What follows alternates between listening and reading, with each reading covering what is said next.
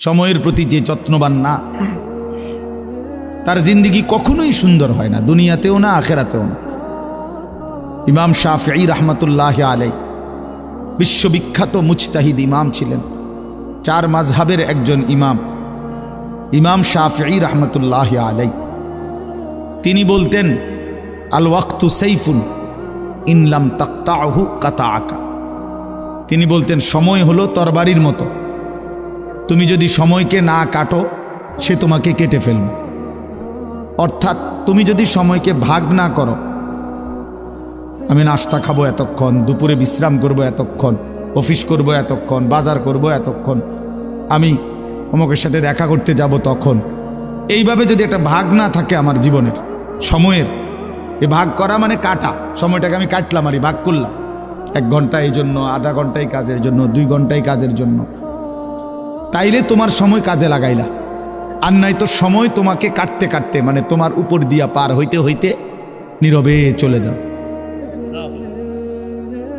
হয় তুমি সময়কে কাটবা, নয় সময় তোমাকে কেটে ফেলবে। আপনারা সবচেয়ে সুন্দর, আমি ব্যক্তিগতভাবে বহুদিন এটা পরীক্ষা করে দেখছি, রাত্রে যখন নীরবে কেউ ঘুমায়, লাইট বন্ধ হয়, চারিদিকে আওয়াজ যখন স্তব্ধ হয়, তখন যদি কেউ দেওয়াল ঘড়ির দিকে খেয়াল করে, তাহলে কান লাগাইলে বুঝবেন যে দেওয়াল ঘড়ির সেকেন্ডের কাটাটা কাট কাট কাট কাট কাট কাট করে আগাইতেছে। একটা ছোট্ট আওয়াজ হয়, কাট কাট কাট কাট কাট, মানে আমার মনে হয় যেন এই সে বলতেছে, কাটতেছি তোমার হায়াত কাটতেছি, তোমার জিন্দেগি কাটতেছি, তোমারে কেটে কেটে আমি এগিয়ে যাচ্ছি। 1 সেকেন্ড কারো জন্য সে থামে না। এজন্য প্রিয় ভাই আমার, বন্ধু আমার, নওজোয়ান সাথী আমার, হায়াতের গুরুত্ব মানে সময়ের গুরুত্ব, জিন্দেগির গুরুত্ব। সময়ই জীবন, জীবনই সময়। আমার বয়স 43 বছর, তো মানে কি? মানে এই পরিমাণ ঘন্টা, মিনিট, সেকেন্ডের সমষ্টি, এটাই সময়, এটাই হায়াত। এজন্য মানুষ দেখবেন বয়সকালে বলে, ভাই আমার আর সময় নেই, তার মানে হায়াত নাই, ঠিক না? তাহলে সময়ই হায়াত। মারাত্মক অ্যাক্সিডেন্ট করছে, তো এখন বলে, ভাই আমার আর সময় নাই, মাফ করে দিয়ে, অর্থাৎ আমি মরে যাব, আমার হায়াত শেষ। তাহলে সময় এটাই হায়াত, এটাই জীবন, সময়ের সমষ্টি, এটাকেই জীবন বলে। 30 বছর, 50 বছর, তো মানে কি? সময়ের সমষ্টি। 60 বছর মানে কি? সময়ের সমষ্টি। এই পরিমাণ ঘন্টা, মিনিট, সেকেন্ড একত্র হইছে, তো এইটা এখন 60 বছর। এজন্য হায়াতকে কদর করা, সময়কে কদর করা, গাফলতি থেকে বাঁচা বহুত বড় নিয়ামত ভাইয়া। কর্মঠ মানুষ, উদ্যমী মানুষ, মেহনতি মানুষ, পরিশ্রমী মানুষ প্রশংসনীয়, প্রশংসনীয়। মেহনত কাউকে ঠকায় না, মেহনত কাউকে ঠকায়। আমি জীবনে বহু মানুষ, যে কেউ কত সময় অনেকেরে, কেউ যদি আমার কিছু লিখে দিতে কয়, কেউ যদি আমার একটা কিছু লিখে দেন, তা আমি অনেক সময় এটা লিখি, মেহনত কাউকে ঠকায় না, পরিশ্রম কাউকে ঠকায় না। হার লাইনেই পরিশ্রমী কামিয়াব। দুনিয়ার লাইনে কেউ যদি মেহনত করে, তো দুনিয়া তার জন্য আসে। আখেরাতের লাইনে কেউ মেহনত করলে, তো আখেরাত তার জন্য আসে। মেহনত, পরিশ্রম, নিষ্ঠা, আন্তরিকতা, একাগ্রতা, কাজের প্রতি গভীর মনোযোগ কাউকে ঠকায় না। দুনিয়ার লাইনে হোক আর আখেরাতের লাইনে। হালাল হারাম এটা পরের বিষয়, কিন্তু পরিশ্রম করছে সে, সফলতা আসবে। প্রতিটা পরিশ্রমের পিছনে সফলতা আছে। এই জন্য আজকে আমাদের ছেলেরা এটা বুঝতে চায় না। তোমরা বাবা অনেক ছেলে বুঝো না, জীবনের সবচেয়ে মোক্ষম সময় এই কিশোর, তরুণ, নওজোয়ান, এই হায়াত। এই সময় পুরা শরীর সুস্থ থাকে, পুরা আপাদ মস্তক সুস্থ থাকে। কিছু গড়লে, কিছু করলে, জীবন সাজাইলে, এই সময়টাই সাজাইতে হয়।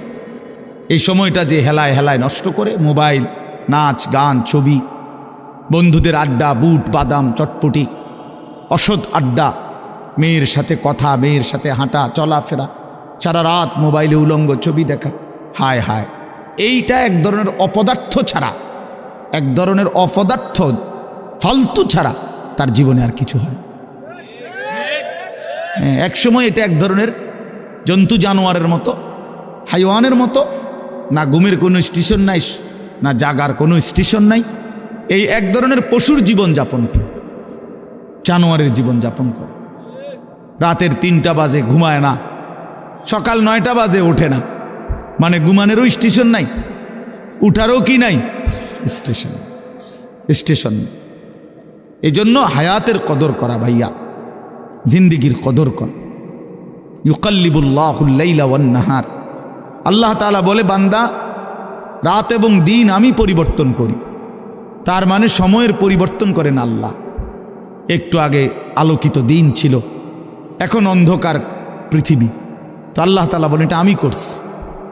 সূর্য উঠাইছিলামও আমি, সূর্য ডুবাইলামও আমি, চাঁদ উঠাবো আমি, চাঁদ ডুবাবো আমি। তার মানে আমি আল্লাহ এটা করি।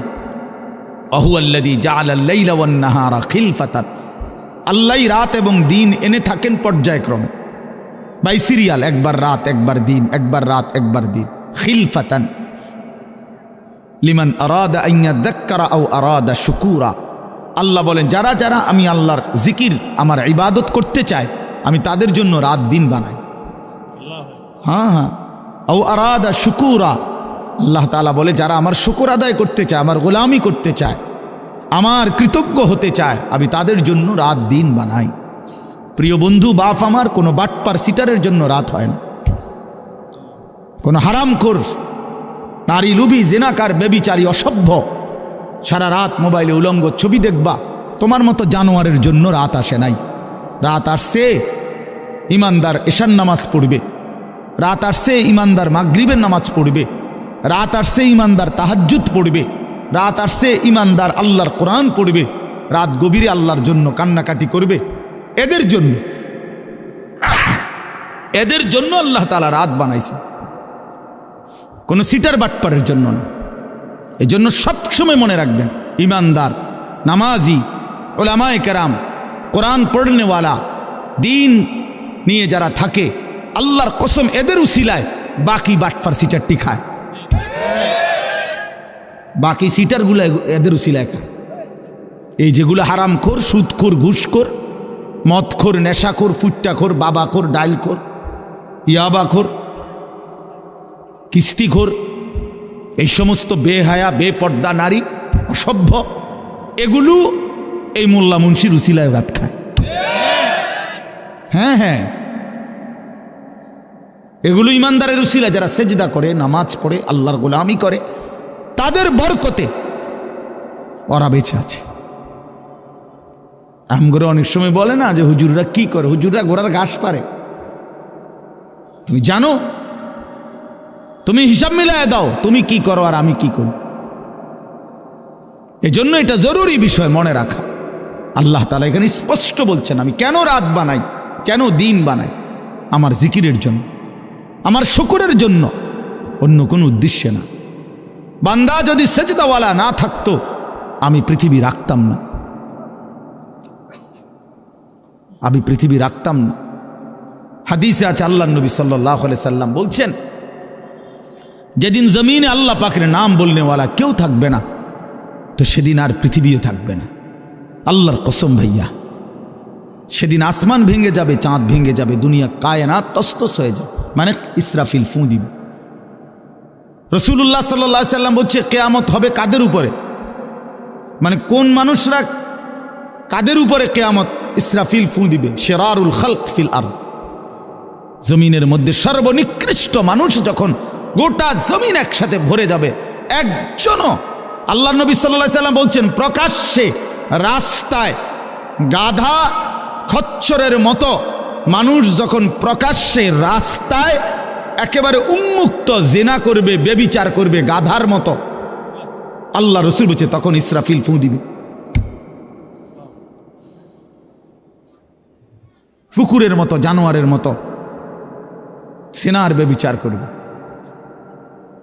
পরিবেশ হচ্ছে, পরিবেশ রেডি হইতেছে, জায়গায় জায়গায়, মোড়ে মোড়ে, রাস্তার গলিতে গলিতে লাল নীল হলুদ বাত্তিওয়ালা ছোট ছোট ক্যাফে, রেস্তোরাঁ, রেস্টুরেন্ট, এই পরিমাণ আলো আধারী এখানে কোনো ভদ্রলোক, কোনো ইমানদার যাওয়ার কোনো পরিবেশ নাই। এনে যাবেই কারা? অসভ্য চরিত্রহীন ছেলে মেয়ে ছাড়া, যাদের জন্য আপাতত আলো আধারির ব্যবস্থা হয়েছে। খুব অল্প সময়ে এই কাগজ, এই কাপড়, এই ব্যানার, এই পর্দা আবরণ হয়তো খুলে ফেলবে যে চলো ওপেন জেনা করো, বেবিচার করো, খোলামেলাই জেনা বেবিচার করো। আয় হায়! তো এজন্য ভাইয়া এটা জরুরি বিষয়। আল্লাহ তাআলা বলছেন, বান্দা আমি হায়াত দিছি, আমি সময় দিয়েছি, রাত আমি এনেছি, দিন আমি এনেছি। আমার এই প্রসঙ্গটা কাজে আমরা মনে রাখা দরকার। তোমরা অনেক ছেলে এখানে, মাশাআল্লাহ, তোমরা প্রতিটা ছেলেই ভাইয়া কিছু না কিছু পড়ালেখা করছো। স্কুলে পড়ো, আর হাই স্কুলে পড়ো, আর কলেজ লেভেলে পড়ো। ভাইয়া 2-4 অক্ষর পড়ালেখা করছো ভাই। তুমি মূর্খ না, তুমি নাদান না, তুমি আহাম্মক না, বেওকুফ না। কাজে এতটুকু দিমাগ কাজে লাগাও। প্রিয় ভাই আমার, বন্ধু আমার, কে তোমারে বানাইলো? কেন বানাইলো? কেন আসলা পৃথিবীতে? কি করছো? এটাই কি উচিত ছিল কিনা? এতটুকু ভাবনা যদি না ভাবো, প্রিয় ভাই আমার, তো জিন্দেগি কি হলো? আর এতটুকু অনুভূতি যদি না জাগে দিলে, সারাদিনে 1 ওয়াক্ত নামাজ পড়লাম না, তা আমি কিসের মুসলমান? দিন রাত আমি নারী ছাড়া, ছবি ছাড়া, নর্তকী ছাড়া, জিনা ব্যভিচারের দৃশ্য ছাড়া আমার জীবন চলে না, রাত কাটে না, আমি কিসের মুসলমান? 30 বছর যে সুদ খায়, এই হারামখোর কিসের মুসলমান? 30 বছর ধরে যে মিথ্যা বলে, প্রতিদিন ওজনে কম দেয়, কাস্টমারকে ঠকায়, প্রতিদিনও হারাম রোজগার করে, এই নাফরমান কিসের মুসলমান? 30 বছরেও কোনোদিন মনে পড়ে নাই যে তার আল্লাহ আছে? 30 বছরেও কোনোদিন কারো লাশ মৃত্যু দেখে নাই, কারো জানাজা পড়ে নাই, একটা বারো কলিজার মধ্যে কথা আসে নাই যে হায় এমন নীরব নিস্তব্ধ লাশ তো আমিও হয়ে যাব একদিন।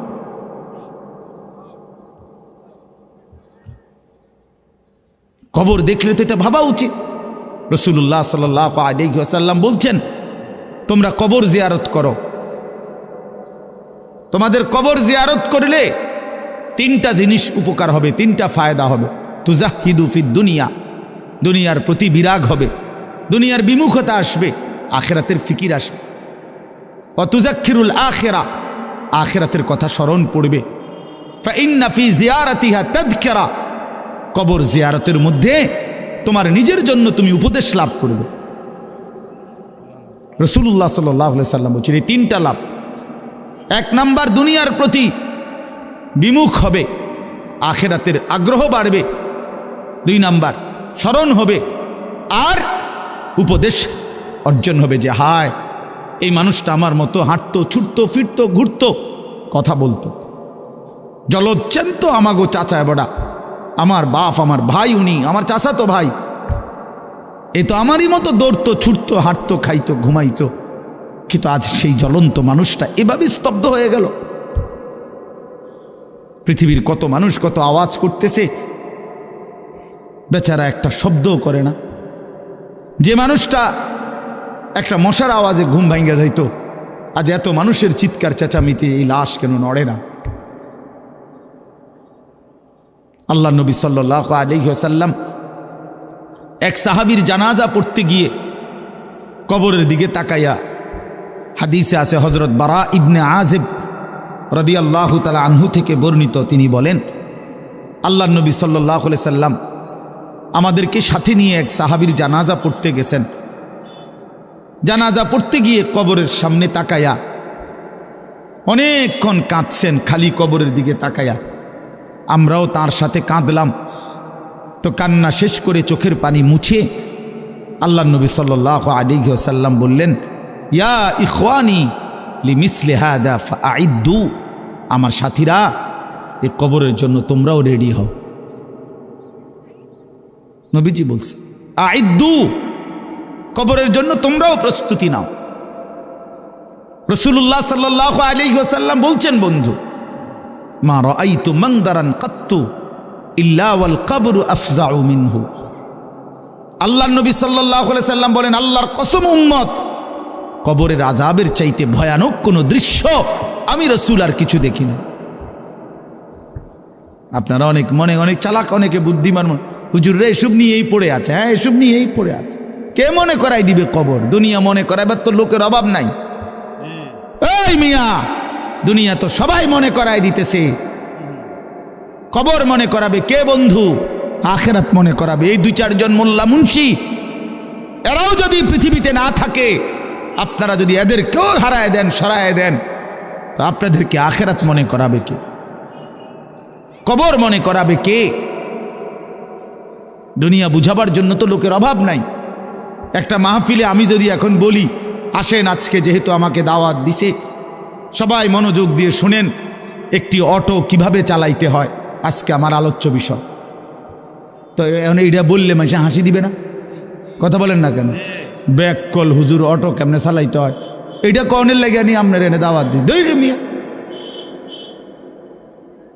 তো তাহলে আপনি দেখুন আমগো যে আমরা দুনিয়া বুঝাইতাম, তো আমি তো বুঝাইতাম চাইছিলাম, আপনি আসলেন কেন বলে?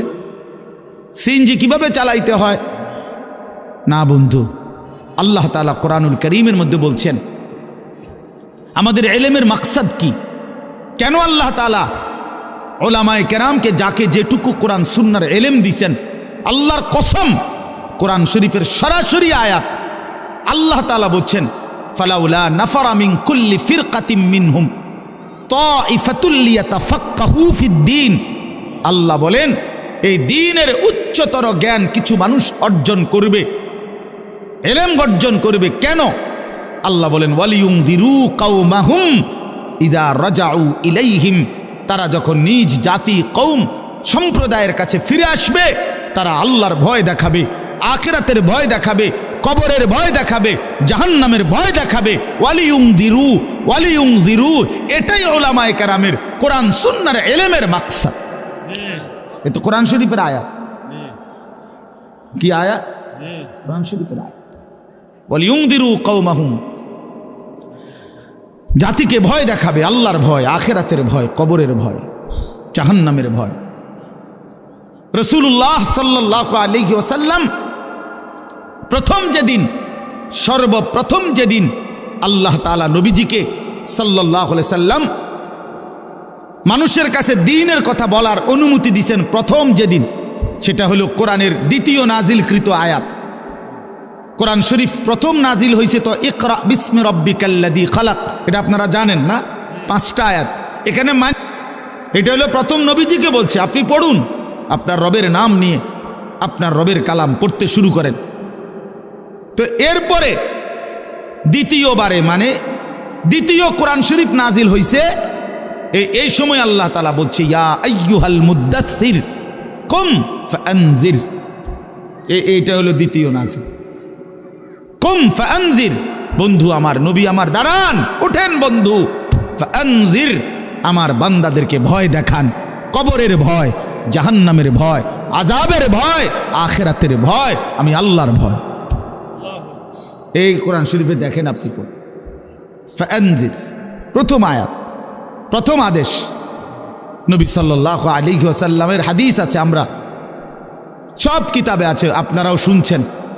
নবীজি সাল্লাল্লাহু আলাইহি সাল্লাম সর্বপ্রথম যেদিন মক্কার কুরাইশ নিজ কওমকে একটি পাহাড়ের টিলার উপরে সবাইরে ডাকছে, ডাইকা সবাইকে সর্বপ্রথম যেদিন কালেমার দাওয়াত দিছে, ইসলামের দাওয়াত প্রথম যেদিন পেশ করছে, সেদিন নবীজি এই কথা স্পষ্ট বলছে, একেবারে ওই হাদিস স্পষ্ট আছে, ইন্নী নাযীরুন লাকুম বাইনা ইয়াদাই আযাবুন শাদীদ, হে আমার জাতি, আমি তোমাদেরকে ভয় দেখাচ্ছি একটি ভয়ানক, কঠোর, অত্যন্ত মর্মান্তিক আযাবের, যেটা কবরের, জাহান্নামের, আখিরাতের।